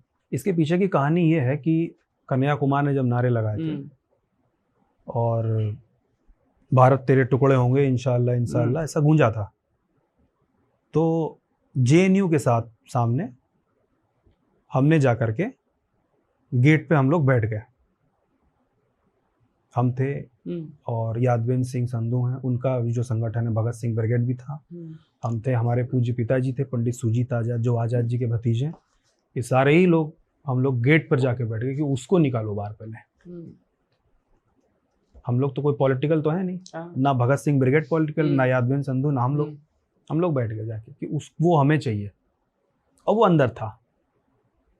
ठीक है, बहुत बातचीत हुई, पुलिस ने रोका कि मुश्किल है, क्योंकि उसके अंदर हमने कहा आप चलो, पुलिस भी नहीं जा सकती ना यूनिवर्सिटी में, आपको पता ही होगा।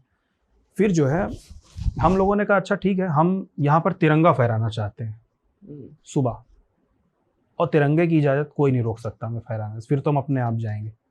तो वो लेकर हम लोग सुबह 4 बजे अंदर गए, और 4 बजे जेएनयू की इमारत पे हमने जब तिरंगा लहराया, क्योंकि हम या तो तिरंगे का नियम आपको पता ही होगा, या तो भोर में शाम को उतार सकते हैं, तो हमने उसको लहरा दिया। जैसे ही लहराया है, उसके बाद मैं 4 बजे ही देखा नीचे पूरे दिल्ली का मीडिया इकट्ठा था। फिर हम नीचे आए, और नीचे फिर बातचीत हुई उन लोगों से, कहने लगे आप यहाँ पर क्यों आए, किस लिए आए। हमने कहा यहाँ पर हम इसलिए आए क्योंकि हम लोग कानूनन तो कुछ कर नहीं सकते हैं, वो व्यक्ति अंदर है उसको मार भी नहीं सकते हैं, क्योंकि हम लोग क्रांतिकारी घरों से आते हैं। लेकिन इतना ज़रूर कहना चाहते हैं यहाँ से कि जो यहाँ पर नारे लगे उसका जवाब ये तिरंगा है। आज तो हम ये लगा कर जा रहे हैं, लेकिन अगर फिर से लगे तो हम फिर आएंगे, और फिर हम ये लगाने नहीं आएंगे, ये तिरंगा हम किसी के छाती पर ठोकने आएंगे। ये बोलकर हम लोग आए थे वहाँ से। वो सारे स्टूडेंट भी थे, मीडिया के साथ साथ कई सौ, मीन्स हजार तो नहीं, कई सौ स्टूडेंट भी आ गए कि आप लोगों ने बहुत अच्छा किया, हम लोग की बहुत यहाँ पर हिम्मत बंधी इससे। तो हम लोग, आप लोग आ गए हो ना। वो लोग बोले हम कम है, वो ज़्यादा है यहाँ पर। तो ये इंसिडेंट हुआ था, और उसके बाद काफ़ी चीज़ें थमी थी। और ऐसे लोगों की तो जितनी भी निंदा कही जाए कम है। हालांकि निंदा वाले हम लोग नहीं हैं लेकिन जो देश के टुकड़े करने की बात करें, ऐसे गैर जिम्मेदार लोगों को क्या करोगे। और आज पार्टियां उनको टिकट देती हैं, राजनीतिक रोटियां सेकी जाती हैं इन सब बातों के ऊपर। आप देखो ना क्या वोट बैंक, इसीलिए बस कुछ कारण है जो दूर रहने का। भैया, अल्फ्रेड पार्क जाने से पहले नेहरू की आजाद जी से बात हुई थी, क्योंकि नेहरू, यशपाल और सदासु ये सभी क्रांतिकारी तीनों अलग अलग बात बताते हैं। जी जी। तो आपके अनुसार बात क्या थी अगर इस विषय में? देखिए, इसमें जो वीरभद्र तिवारी थे, एचआरए के सक्रिय सदस्य थे और जिन्होंने खुले रूप से आजाद जी की मुखबरी करी थी। एचआरए के सक्रिय सदस्य थे वो, लेकिन संगठन में उनको आजाद जी नहीं पसंद थे। ये जो मैं बोल रहा हूँ ना, ये एचआरए के जो सदस्य थे, जो इनको मैंने शुरू में बताया अभी आप लोग के सामने कि प्रेम कृष्ण खन्ना, सब उनके मुंह की बात है। कहीं मैं पढ़ता नहीं हूँ किसी ने क्या लिख दिया, मैंने पढ़ दिया, बोल दिया, या जो हमारे परिवार से हम तक पहुंची। परिवार तो चलिए ठीक है, जो संगठन के व्यक्ति खुद थे। वीरभद्र तिवारी ने मुखबरी करी कुछ चंद हजार रुपए के लिए, ठीक। ठाकुर विश्वेश्वर सिंह डिप्टी एसपी जो था वो बिका, वही पैसे पे बिका। और जिनका आपने सबसे बड़ा नाम लिया, पंडित जवाहरलाल नेहरू, उनके पास सुबह 8:30 बजे पहुंचे। इतिहास में आप देखिएगा, इस बात को समझो आप, कई जगह इतिहास में उस डेट को ही बदल दिया गया कि आजाद जी इस डेट को नहीं, इस डेट को मिलने पहुंचे थे हमारे पास।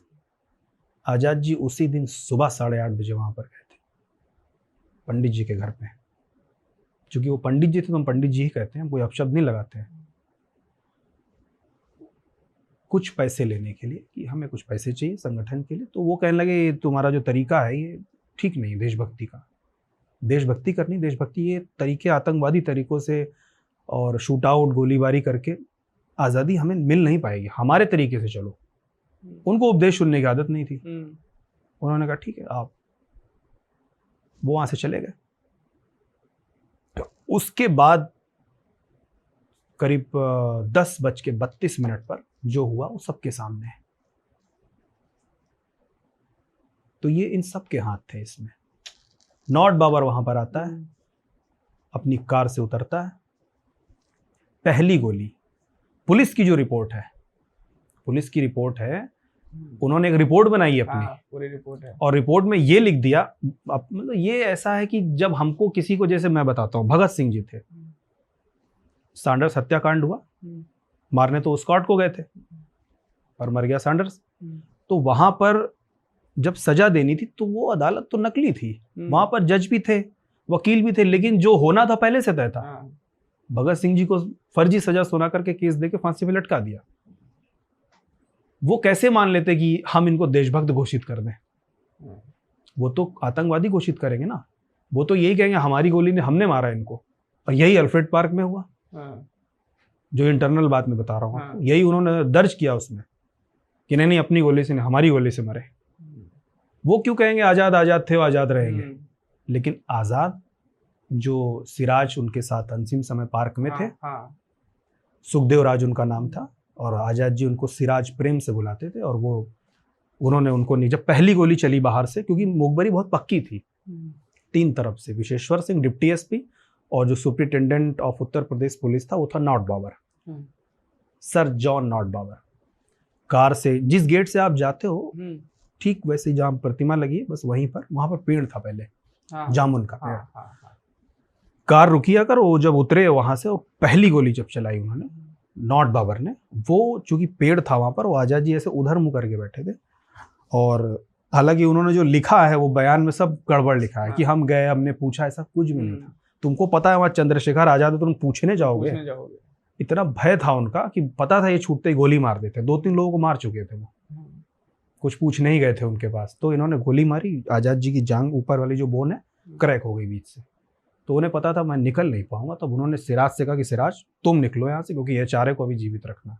तो सिराज जा नहीं रहे थे, तो सिराज ने खुद ही, मतलब जो सुखदेव राज जी थे, बाद में अपने अन्य क्रांतिकारियों से बताया, उन्होंने पुस्तक भी लिखी, उसमें भी लिखी ये बात कि उन्होंने धक्के मार के मुझको निकाला वहां से। तो मैं नीचे से झाड़ियों से होता हुआ, झाड़ियाँ थी उस समय वहाँ, सामने अल्फ्रेड स्ट्रीट होता था उस समय, इस पार्क का नाम अल्फ्रेड पार्क नहीं था, सामने अल्फ्रेड स्ट्रीट था, तो उस अल्फ्रेड स्ट्रीट के नाम पर इसका नाम अल्फ्रेड पार्क का। फिर जवाबी कार्रवाई में फिर आजाद जी ने जब देखा और तुरंत फायर किया, तो पहला फायर नॉट बाबर की कलाई पर हुआ। यहाँ चाहते तो यहाँ मार सकते थे, नहीं मारा, यहाँ पर वो पिस्टल उनके हाथ से छूट कर गिरी। और उसके बाद चूंकि और भी सिपाही थे, कवरिंग फायर शुरू हो गई। विशेश्वर सिंह ने भी साइड से उन पर गोली चलाई जा करके। तो जो उनका संकल्प था कि अंतिम गोली मैं अपने लिए रखता हूँ एक सदरी में, और वो अंतिम उन्होंने, फिर उन्हें लगा नहीं होगा तो उन्होंने अपनी मारी। ये उस पार्क की कहानी। 2 पेड़ थे वहाँ, एक मौलश्री का जिसके पीछे नॉट बाबर छुपा था, एक जामुन का। तो मौलश्री का तो खैर बात तक रहा, लेकिन जामुन का रातों रात कटवा दिया गया। रातों रात इधर उधर गए हैं रसूला घाट पे लेके, और रातों रात कटवा दिया गया। ये उस पार्क की उस दिन की मेरे हिसाब से एक्चुअल रिपोर्ट है, जो मैंने सुनी है क्रांतिकारियों के मुंह से। ये हुआ था। अभी सुन के भावुक हो जाते हैं। आपने यशपाल जी का नाम लिया, वो अपने हिसाब से लिखते हैं, सबने अपने अपने हिसाब से लिखी।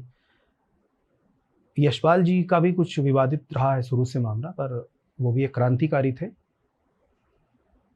लेकिन हाँ, वीरभद्र तिवारी जी पक्के मुखबिर थे, और बाद में उनको तो खैर गनर वगैरह भी मिले, वो सब तो एक बड़ा अशोभित चीजें थी। भैया आजाद जी की भगवान के प्रति कितनी आस्था थी? आजाद जी की भगवान के प्रति आस्था जो थी, मैं एक छोटा सा उदाहरण आपको देता हूँ। अभी हम मध्य प्रदेश गए थे। मध्य प्रदेश में बहुत सारे लोग जो आजाद प्रेमी हो जानते होंगे, एक जगह सतार तट, ओरछा में, मध्य प्रदेश में ही है ओरछा। वहां पर एक मंदिर है हनुमान जी का, और उस हनुमान जी का मंदिर का निर्माण चंद्रशेखर आजाद जी ने ही करा था।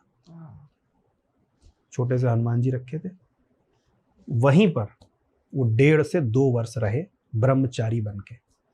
आजाद जी का, अभी मेरा सौभाग्य रहा, मैं अभी 2-3 दादी हमारी जगरानी देवी, आजाद जी की माता जी, 22 मार्च को उनका पुण्यतिथि थी। तो वहाँ झांसी गए थे, तो वहीं उनका समाधि स्थल है, थोड़ी दूर 7-8 है, तो वहाँ भी गए और हमने वहाँ पर प्रणाम करा उनको जा करके। तो जो आपने पूछा कि कितनी श्रद्धा थी, तो वो बजरंगबली के भक्त थे पहले तो बताऊंगा, और वहीं पर पूजा करते थे। वहीं उनका मंदिर भी आज भी बना है, आजाद जी के बनाया हुआ ये थे। लेकिन बड़ी बात समझो आप, देश के लिए लोग कहते हैं, मैं तो नहीं कहता हूं, भगत सिंह नास्तिक थे। हाँ। लोग कहते हैं, हम नहीं कहते। भगत सिंह जी नास्तिक थे। अशफाक उल्ला खान जी मुस्लिम थे, सबको पता है। हाँ। चंद्रशेखर आजाद बाल ब्रह्मचारी, जनेऊधारी, और हनुमान जी के भक्त, तीनों की अलग अलग सोच। हाँ। लेकिन देश के लिए सब एक साथ खड़े थे। चाहे वो काकोरी कांड हो, उसमें बिस्मिल भी थे, अशफाक जी भी थे, और चंद्रशेखर आजाद जी भी थे। देश के लिए सब एक थे। ये सीखने वाली बात है इनसे। भैया जब वो भगत सिंह से पहली बार मिले थे तो उनकी परीक्षा किस प्रकार से ली थी? भगत सिंह जी से कानपुर और कुछ आसपास वहाँ जगह थी, वहीं उनकी भेंट हुई थी। और भगत सिंह जी से चूंकि उनका जो मिलना था, वो उन्होंने उनकी पारदर्शिता को चेक किया पहले तो, कि ये मिले हैं काकोरी कांड के बाद, लगभग 1928 के लमसम भगत जी से मिले। जब 28 का सन चल रहा था तब मिले थे। तो उन्होंने उनसे परिचय लिया कि भाई क्या तुम्हारा देश को लेकर क्या है। तो उन्होंने कहा जैसा आप कहते हो मैं अंतिम गोली आखिरी अपने मार लूंगा, आज़ाद हूँ। उन्होंने भी यही कहा कि मैं भी अपने अंतिम गोली मार सकता हूँ।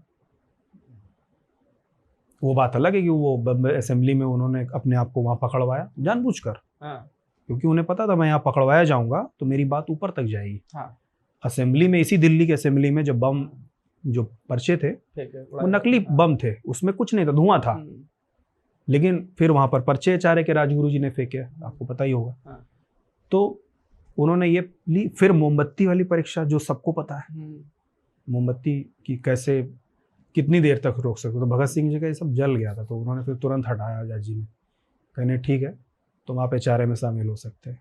क्योंकि काकोरी के बाद एचआरए जो थी वो पूरी सेनापति आजाद जी हो गए थे उसके एक तरह से, क्योंकि सब जेल में थे, कुछ को सजा हो गई थी काकोरी के बाद। क्योंकि जो एचआरए है वो मुख्य रूप से जो हमारे उत्तर भारत के क्रांतिकारी थे, सचिन नाथ सान्याल जी को अगर छोड़ दें, उधर बिस्मिल साहब, अशफाक जी, आज़ाद जी, यही लोग एचआरए को चला रहे थे। लेकिन जब ये सब जेल चले गए, आज़ाद जी बचे, तब फिर आज़ाद जी के इकलौते एचआरए के जो सेनापति इकलौते बलराज यानी कि आज़ाद जी थे, फिर यही चलाने लगे। और बाद में फिर भगत सिंह जी को जोड़ा, तभी ये एचएसआरए हुई 1928 में। एचएसआरए तभी हुई, और वहाँ पर फिर सोशलिस्ट जो था, एचएसआरए हिंदुस्तान सोशलिस्ट, रिपब्लिकन हटा के सोशलिस्ट तभी जुड़ा था, तो तब ये एचएसआरए हुई थी। तो इस तरह से भगत सिंह उनको मिले। और काकोरी के बाद मैं बताना चाहूँगा, एचआरए जो था इसका सबसे बड़ा जो एक्शन था वो काकोरी एक्शन था। जितना काकोरी से देश की जड़ें हिली ब्रिटिश हुकूमत की, उतना किसी संगठन, किसी कृत्य से नहीं हिली थी। इन लोगों ने कई ऐसे छोटे मोटे कांड किए, एक्शन किए, पर काकोरी से जो हुआ वो शायद किसी और उससे नहीं हो। हालांकि जब भगत सिंह जी से मिले आज़ाद जी, तो उसके बाद ये फिर सैंडर्स हत्याकांड वाला काम हुआ, इन लोगों ने प्लान करा। क्योंकि चंद्रशेखर आज़ाद जी को ये लोग रखते ही थे बिस्मिल साहब सुरक्षा के लिए, और सेनापति बना के किसी बार कोई एक्शन करना होता है, काकोरी कांड है, सुरक्षा का दायित्व आपका, गोली आपके, पिस्टल आपके पास होगी, हम तो करेंगे। तो ये थे चंद्रशेखर आज़ाद जी। जब ये स्कॉट को मारने गए उधर लाहौर में, तब भी आज़ाद जी गए साथ में। तब भी आज़ाद जी साथ में गए, ऊपर बाउंड्री पे बैठे थे कॉलेज की। और जब चूंकि मारने गए थे स्कॉट को, निकला सैंडर्स, मार दिया इन्होंने सैंडर्स समझ के, स्कॉट समझ के। 2 गोली फिर राजगुरु ने मारी, और जब ये भागे वहां से, तब वो चन्न सिंह सिपाही भागा इनके पीछे, भागते भागते, और आज़ाद जी ऊपर से कूद के खड़े हो गए। कहाँ? उन्होंने कहा आगे नहीं जाना आपको। उन्होंने कहा नहीं मैं तो जाऊंगा, मेरी ड्यूटी है। तो आज़ाद जी ने कहा मेरी भी ड्यूटी, फायर मारा, खत्म। वो इसके लिए आज़ाद जी माने कि सेनापति एचआरए के वही थे उस समय भी सबसे ज़्यादा, जो एचआरए को जिन्होंने संभाला जी। और सौभाग्य हमारा भी कि एचआरए आज भी उसी तरह से पवित्रता से हम चला रहे हैं, बिना पॉलिटिकल हुए। भैया, मनोज मुंतशिर जी की एक कविता है, जनेऊ तिवारी जनेऊ। हाँ, क्या बात। तो बहुत सारे लोगों ने उस पे अपना विरोध भी दिखाया जनेऊधारी कहने पे। हाँ, तो मैं उसका 2 शब्द बोलूँ यहाँ पर आपके पास। प्लीज। मनोज मुंशिर जी की इतनी जबरदस्त कविता है वो, और आज़ाद जी को लेकर और ब्राह्मणत्व को भी लेकर।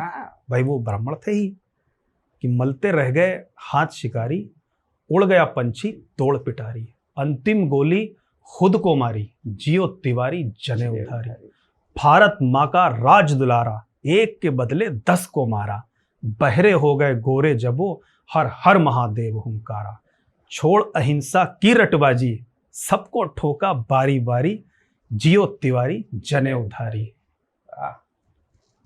काया से जैसे बजरंगी, शिव के जैसा क्रोध भुजंगी, अंग्रेजों के शव पर नाचा वो नीलकंठ का अवतारी, जियो तिवारी जनेऊधारी। देश के दुश्मन कान लगाए, सुनो जो पंडित पुत्र सुनाए, गाड़ दिए जाओगे जो जनेऊ से टकराए, दुर्वासा से जनहित में चेतावनी जारी। ये उनकी बड़ी प्यारी कविता आज़ाद जी को लेकर, बहुत बहुत प्यारी भैया, बहुत प्यारी कविता है। तो बहुत सारे लोगों ने इस पे वो भी किया था। आपने कुछ देखा था इस तरीके का? देखा क्या था कि मुझे तो चैनल में बुलाया गया था, और मैं ये सोचकर बड़ा दंग था कि इस चीज के लिए डिबेट बिठाई गई। बताइए। कभी कभी लगता है ना कि मतलब आप समझो मनोज जी ने उनको जनेऊधारी कह दिया। हम्म, इस पर डिबेट बिठाना शर्म की बात है। वहाँ कुछ लोग ऐसे ही, मैं तो उनके चेहरे, मतलब मैं तो खैर अकेला था जहाँ पर भी था लखनऊ में, इंडिया न्यूज का चैनल था बड़ा, दीपक चौरसिया जी थे दूसरी तरफ हम्म, और मनोज मुंतशिर जी थे, सब लोग उसमें ऑनलाइन अटैच थे। तो मैं उन लोगों को देख रहा जो विरोध कर रहा था, मैंने कहा ये भी इसी देश के लोग हैं। एक व्यक्ति ने इतनी प्यारी कविता लिखी और वो लोग उसको गलत साबित करने पे तुले हुए हैं। मैंने कहा, वही मैं यहाँ भी बोलूंगा आपके पॉडकास्ट पे जो वहाँ बोला था, मैंने कहा एक बात बताओ कि जनेऊधारी कैसे कह दिया, ये है वो है, कुछ लोग और भी थे। तो मैंने कहा देखो, उनके परिवार से होने के नाते मैं यहाँ पे यही बोलूंगा कि पंडित राम प्रसाद बिस्मिल को पंडित राम प्रसाद बिस्मिल बोलोगे ना, कि पंडित हटा दोगे उनका, ठीक है, वो ठीक है, वो क्रांतिकारी थे, उन्होंने सब छोड़ दिया था, लेकिन नाम में पंडित तो लगा है ना। आप कह दो कि पंडित क्यों लगा रहे हो, है ना। पंडित राम प्रसाद बिस्मिल, भगत सिंह, अशफाक उल्लाह खान, पंडित आज़ाद जी को पता है क्या बोलते थे? कभी वो लोग आज़ाद जी भी नहीं बोलते थे, वो कहते थे पंडित जी आपको यहाँ आना है, पंडित जी काकोरी में एक्शन होना है, पंडित जी रिवॉल्वर की गोलियां खत्म हो गई, पंडित जी पंडित जी पंडित जी। तो जब वो पंडित जी हैं तो आप क्यों उनका पंडित्व छीनने के लिए पीछे पड़े हो? कोई भी चंद्रशेखर आजाद जी का फोटो उठा करके देख लो, क्या उसमें जनेऊ नहीं पहना उन्होंने? तो भाई ये निरर्थक बातचीत का एक मुझे तो ऐसा लगता है इलेक्ट्रॉनिक मीडिया का भी कुछ जगह पे ऐसा हाल हो जाता है, 4 लोग बैठा दिए जाते हैं, हाँ 2 विरोध में, 2 पक्ष में, बीच में एक बैठा होगा न्यूट्रल करने के लिए, और वो वहाँ पे एक अर्थहीन निरर्थक बातचीत चल रही हाँ, है। मुझे लगता है कि हमारे जो पत्रकारिता है, हालांकि वो हम सब की ताकत है, हाँ, उससे हमने कई बड़े मुद्दे हल किए हैं उन्हीं की ताकत से। स्तंभ है भैया वो। हाँ लेकिन स्तंभ है, लेकिन उनको कभी कभी सोचना चाहिए कि इन जैसों को जगह नहीं। अपने ये सब भी पवित्र मंच होते हैं, चाहे हमारे पॉडकास्ट हों सारे हों, ये बहुत पवित्र मंच होते हैं, इन निरर्थक लोगों को यहाँ पर जगह नहीं देनी चाहिए। तो बड़ा ही अफसोस हुआ जो आपने मुझसे सवाल पूछा, मैंने वहां भी यही बोला कि सारे क्रांतिकारी उनको पंडित जी कहते थे और उनके सारे चित्र में जनेऊ हैं, तो आप कौन होते हैं उनको आज पंडित ना कहने वाले? भैया इससे याद आया, अभी आपने देखा होगा रिसेंट अनुराग कश्यप की कंट्रोवर्सी। मैंने देखी है, और वो उनको मतलब जितने भी अपशब्द कहे जाएं वो कम है। आपको कुछ भी बोलना आप बोलो, आप मूवी बना रहे हो बनाओ। आप फुले जी के ऊपर मूवी ला रहे हैं, स्वागत है आपका, उनका भी देश में योगदान है। कुछ जब उन्होंने ब्राह्मणत्व पर आघात किया, कुछ लोगों ने उनको पलट कर जब बोला, तो उनके ये भी शब्द मुझे ठीक नहीं लगे जो उन्होंने कहा मेरी मूवी आ रही है, आप लोग उसके लिए उल्टा सीधा बोल रहे हो। मूवी की तो कोई बात ही नहीं है। तुमने तो जो लिखा उसमें कुछ मूवी का तो वही नहीं था। हाँ, आपने तो मनोज मुंशिर जी ने भी बड़ा अच्छा उस पर वीडियो बनाया कि आपने वो बात करी है जिसके लिए आपको शायद किसी जन्म में माफ नहीं किया जा सकता। कितने जन्म आप ले लो, आपने एक ब्राह्मणत्व पर अपने पानी को डालने की बात कर दी। कितना पानी है आपके अंदर, मतलब आप जानते हैं ब्राह्मण जन्म से लेकर मरण तक होता है। हम किसी और के गलत नहीं बोलते, लेकिन हम खुद भी, मैं भी ब्राह्मण हूँ, आजाद जी भी ब्राह्मण थे, और मरते दम तक हमें इस बात का गर्व रहेगा कि हम ब्राह्मण हैं। लेकिन हम किसी के ऊपर उंगली नहीं उठाते। आप भी हमको मत बोलो, सबका सम्मान है, लेकिन हम जो हैं हम तो गर्व करेंगे। जन्म से मरण तक आवश्यक जो अंश है, धैर्यवान शूरवीर ब्राह्मणों का। ब्राह्मणों का आप तो जानकार हैं। अभी देखिए जाट मूवी आई थी, कितना चली। जो जाट भाई हैं वो बहुत खुश हुए, उन्होंने कहा हमारी जाट की मूवी है, सब खुश हुए कि नहीं? हमें भी खुशी है, ठीक है भैया। हमने देश का लकीर को ना मिटाने की कोशिश नहीं करी, हमने बड़ी लकीर खींचने की कोशिश करी है। अब हम कह नहीं वो नहीं है, हम ब्राह्मणी, ऐसा नहीं है, सब हिस्सा है, लेकिन हम पर आप बोलो नहीं ऐसा कुछ। नकारात्मक आप नहीं हो सकते। आप किसी एक आपने मयारी बिल्कुल गिरा दी, कोई लेवल ही नहीं रखा बातचीत का। आप कुछ कृत्य ऐसे होते हैं जो माफी के लायक नहीं होते।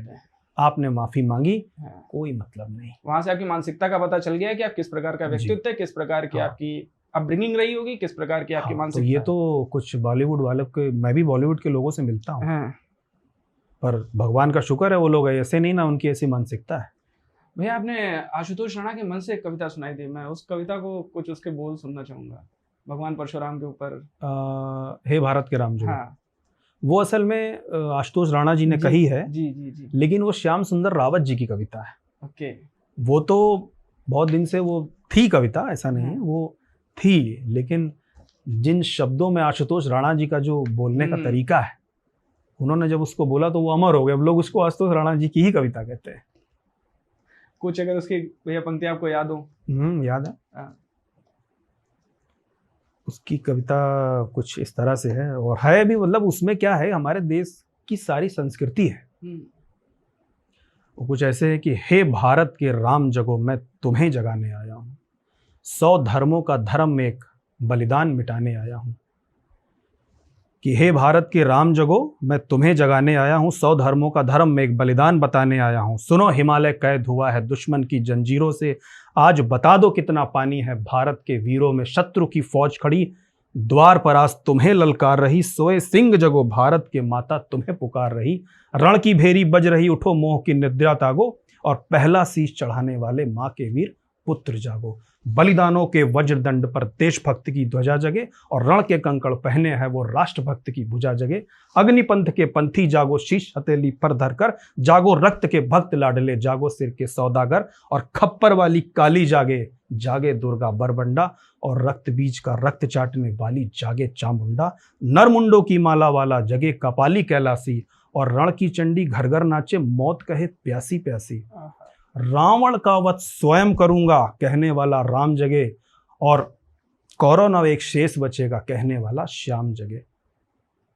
परशुराम का परशु जगे, यदुनंदन का चक्र जगे, अर्जुन का धनुष महान जगे, चोटी वाला चाणक्य जगे, और पौरुष का पुरुष महान जगे। सेल्युकस को कसने वाला चंद्रगुप्त महान जगे। कुछ इस प्रकार से है वो। जिंदाबाद भैया, जिंदाबाद। हाँ, जिंदाबाद। और दक्षिण वाला जगे शिवाजी खून शाहजी का ताजा, मरने की हट्ठा ना करते विकट मराठों के राजा। 76 साल बुंदेला जागे पंजाबी कृपाण जगे, और 2 दिन जिया शेर के माफिक व शहीद अशफाकुल्ला खान जगे। वाह वाह वाह। ये था। और आज़ादी की दुल्हन को जो सबसे पहले चूम गया, अरे आज़ादी की दुल्हन को जो सबसे पहले चूम गया, और स्वयं कफन की गांठ बांधकर सातों भावर झूम गया, उस सुभाष की आन जगे, उस सुभाष की शान जगे।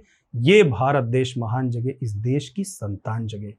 क्या कहते हो, चीनी हमसे टकराएंगे? अरे चीनी को तो हम पानी में घोल घोल कर पी जाएंगे। वह बर्बर था, वह अशुद्ध था, हमने उसको शुद्ध किया, और हमने उसको शुद्ध किया, उसने हमको युद्ध दिया। आज कफन बंधा है शीश पर, जिसको आ जाना है आना है आ जाओ। चाओ माओ जिसमें दम है टकराओ, जिसके रण से बनता है रण का केसरिया बाना। ओ कश्मीर हड़पने वाले कान खोलकर सुनते जाना, कि काश्मीर की कीमत तो केवल सर है, और कोहिनूर की कीमत 5 जूते अजर अमर हैं। जब रण के खेतों में छाएगा मर मृत्यु का सन्नाटा, और लाशों की जब रोटी होंगी बारूदों का होगा आटा। सनसन करते वीर चलेंगे बाबी से फन वाला, फिर चाहे रावलपिंडी हो या हो पैकिंग वाला, मतलब अमेरिका। इस देश को, इस देश की मिट्टी से परिचित कराने आया हूं।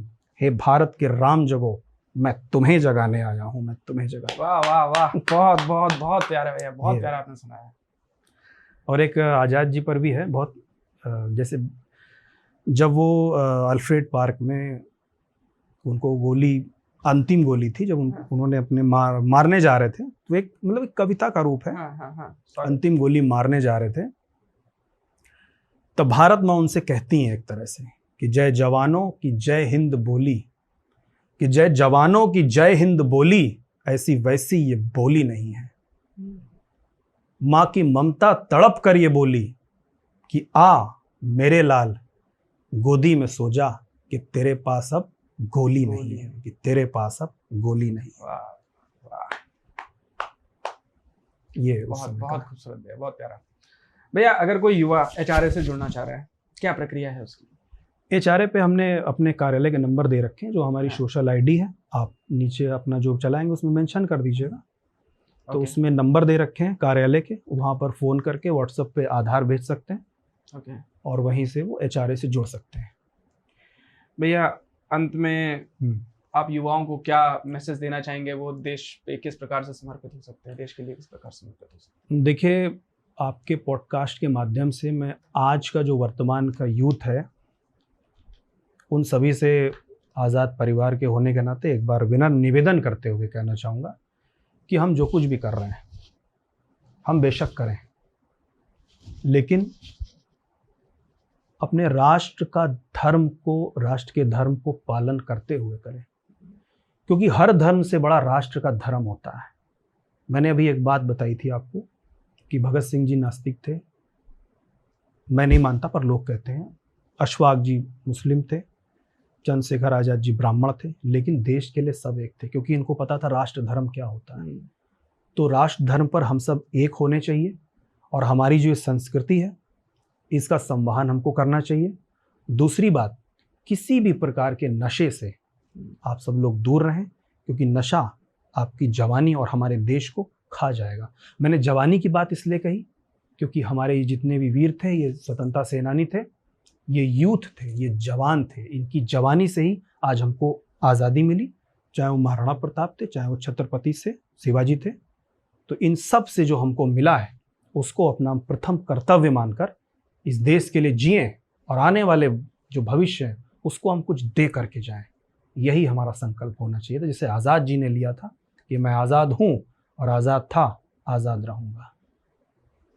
थैंक यू सो मच भैया, आप वायरल फास्ट पॉडकास्ट के मंच पर हैं। जी जी, आपको और ये भी पूरी कन्वर्सेशन इतनी अविस्मरणीय है, मैं हाँ। आपको बता नहीं सकता कि मुझे कितनी खुशी है आपसे बात करके। जी इतनी जी देर। जी, बहुत बहुत मेरी भी शुभकामनाएं हैं आपके सारे दर्शकों को भी, और आपको भी अमित आजाद की ओर से बहुत बहुत धन्यवाद भैया, बहुत बहुत thank you so much guys for watching this video. अगर आप यहाँ तक आए हैं तो इस वीडियो पे कमेंट करिए, चैनल को सब्सक्राइब करिए और अपने दोस्तों को ये शेयर करिए। थैंक यू सो मच, मिलते हैं अगले एपिसोड में।